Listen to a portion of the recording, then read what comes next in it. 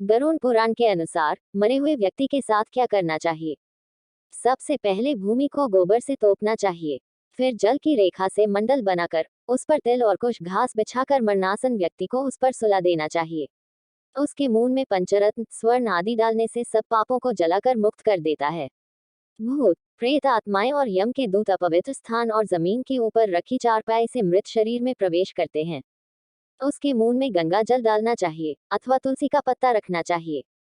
कोई भी शोक न मनाता हुआ उसके पास प्रभु का नाम ले। जब तक प्राण है विष्णु का नाम ले। यमराज का अपने दूतों को आदेश है कि मेरे पास उन आत्माओं को लाओ जो हरि का नाम नहीं लेते। ओम हरि को जपने वाले मेरे पास नहीं आते। पापी मनुष्य जो नारायण को नहीं मानते, उनके कितने ही पुण्य कर्म उनके पापों को नहीं मिटा सकते। हे गरुड़, जाने या अनजाने में मनुष्य जो भी पाप करते हैं, उन पापों की शुद्धि के लिए उन्हें प्रायश्चित करना चाहिए। शास्त्रों में दशविधि स्नान, चंद्रायन नवरात, गोदान आदि का उल्लेख किया गया है। यदि मनुष्य उनमें क्षमता के कारण सफल न हो रहा हो तो कम से कम चौथा प्रायश्चित अवश्य करना चाहिए। तत्पश्चात 10 महादान, गौ, भूमि, तिल, स्वर्ण, घी, वस्त्र, गुड़, रजत, लवण इनका दान करना चाहिए। यह पाप की शुद्धि के लिए पवित्रता में एक से एक बढ़कर हैं। यमद्वार पर पहुंचने के जो मार्ग बताए गए हैं वह अत्यंत दुर्गंधिक, मवाद, रकित आदि से परिव्याप्त हैं। अतः उस मार्ग में स्थित वैतरणी नदी को पार करने के लिए वैतरणी गौ जो गौ सर्वांग में काली हो और जिसके थन भी काले हो का दान करने चाहिए। यह सब उत्तम प्रकृति वाले ब्राह्मण को देना चाहिए। पद दान का महत्व। छत्र, जूता, वस्त्र, अंगूठी, कमंडलू, आसन, पात्र और भोजन पदार्थ यह 8 प्रकार के पद दान हैं। तिल पात्र, घृत पात्र, शैया तथा और जो अपने को इष्ट हो देना चाहिए। हे पक्षी राज, इस पृथ्वी पर जिसने पाप का प्रायश्चित कर लिया है, सब प्रकार के दान भी दे चुका है, वितरणी गौ तथा अष्ट दान कर चुका है। जो तिल से पूर्ण पात्र, घी से भरा पात्र, शैया दान और विधिवत पद दान करता है, वह नरक गर्भ में नहीं आता, अर्थात उसका पुनर्जन्म नहीं होता। मनुष्य स्वयं जो दान करता है, परलोक में वह सब उसे प्राप्त होता है, वहां उसके आगे रखा हुआ मिलता है। छत्र दान करने से मार्ग में सुख प्रदान करने वाली छाया प्राप्त होती है।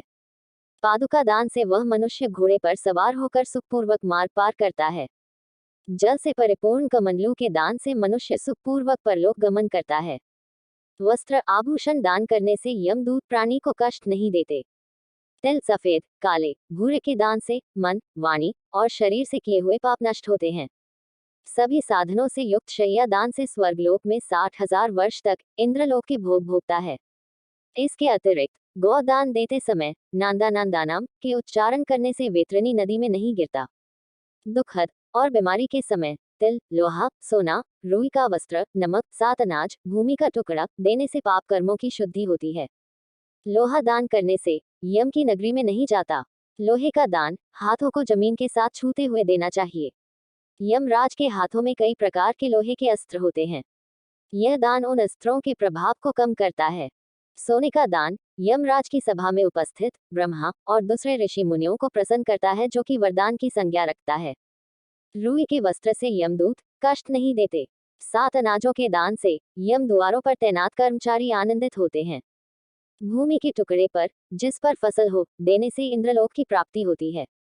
पूरे होश में रहते हुए 1 गौ का दान बीमार अवस्था में 100 और मरणासन के समय 1000 गौ दान करने के बराबर है। 1 गौ केवल एक जन को ही दी जानी चाहिए।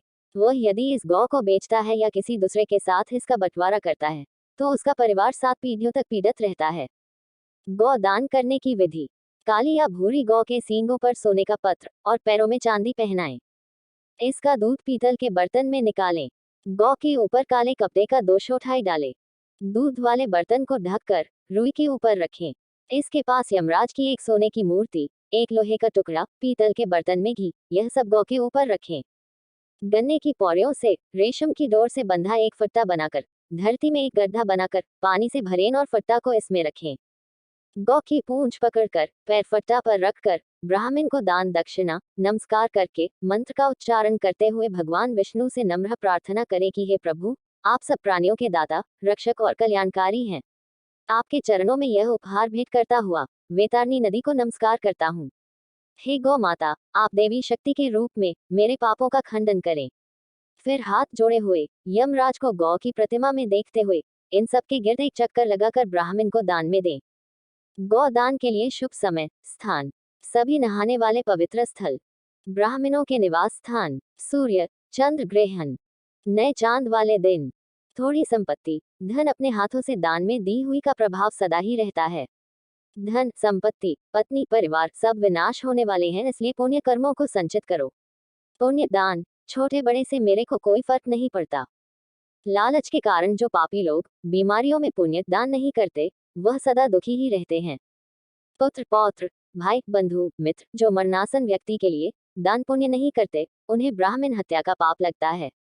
इन बताए गए सभी प्रकार के दानों में प्राणी की श्रद्धा और अश्रद्धा से आई हुई दान की अधिकता और कमी के कारण उसके फल में श्रेष्ठता और लघुता आती है। भूमि पर बने इस मंडल में ब्रह्मा विष्णु रुद्र लक्ष्मी तथा अग्नि देवता विराजमान हो जाते हैं, अतः मंडल का निर्माण अवश्य करना चाहिए। मंडल वहीन भूमि पर प्राण त्याग करने पर उसे अन्य योनि नहीं प्राप्त होती। उसकी जीव आत्मा वायु के साथ भटकती रहती है। तिल मेरे पसीने से उत्पन्न हुए हैं, इसका प्रयोग करने पर असुर दानव दैत्य भाग जाते हैं। एक ही तिल का दाना स्वर्ण के 32 सेर तिल के बराबर है। कुश मेरे शरीर के रोमों से उत्पन्न हुए हैं। कुश के मूल में ब्रह्मा, मध्य में विष्णु तथा अग्रभाग में शिव को जानना चाहिए। इसलिए देवताओं की तृप्ति के लिए मुख्य रूप से कुश को और पितरों की तृप्ति के लिए तिल का महत्व है। हे पक्षी श्रेष्ठ विष्णु एकादशी व्रत गीता तुलसी ब्राह्मण और गौ यह 6 दुर्गम असार संसार में लोगों को मुक्ति प्रदान करने के साधन हैं। अंतिम सांसों में ओ गंगा भागवत गीता के श्लोक अथवा हरि का नाम जपने से मंगलकारी होता है। मृत्यु काल में मरणासन के दोनों हाथों में कुश रखना चाहिए, इससे प्राणी विष्णु लोक को प्राप्त होता है। लावना रस पितरों को प्रिय होता है अथवा स्वर प्रदान करता है। उसके समीप तुलसी का पेड़ शालग्राम की शिला सभी पापों को नष्ट करती है, भी लाकर रखें। जिस घर में तुलसी स्थल बनाकर तुलसी की पूजा होती है वह एक पवित्र नहाने का स्थान माना जाता है और यम के दूत वहां नहीं आते। इसके बाद यथा विधान सूतकों का पाठ करना चाहिए, ऐसा करने से मृत्यु मुक्तिदायक होती है। शोक न मनाते पुत्र को सर मुंडवाकर नए वस्त्र धारण कर अपने प्रियजनों के साथ लाश को नहलाना चाहिए। इसके बाद मरे हुए व्यक्ति के शरीरगत विभिन्न स्थानों में मुख नाक के छिद्र नेत्र कान लिंग ब्रह्मांड पर सोने की शालाखें रखें। उसके शव को 2 वस्त्रों से आच्छादित करके कुमकुम और अक्षत से पूजन करना चाहिए। घर की बहुरानी और दूसरों को लाश की गिर चक्कर लगाकर उसे पूजन चाहिए और मरण स्थल पर चावल की खीर लाई अर्पित करना चाहिए। ऐसा करने से धरती माता और दिव्य शक्तियां प्रसन्न होती हैं। पुष्पों की माला से विभूषित करके उसे पुत्र बंधुओं के साथ द्वार से ले जाया जाए। उस समय पुत्र को मरे हुए पिता के शव को कंधे पर रखकर स्वयं ले जाना चाहिए। यदि मनुष्य को मोक्ष न मिलता हो तो पुत्र नरक से उसका उद्धार कर देता है। जो पुत्र लाश को कंधा देता है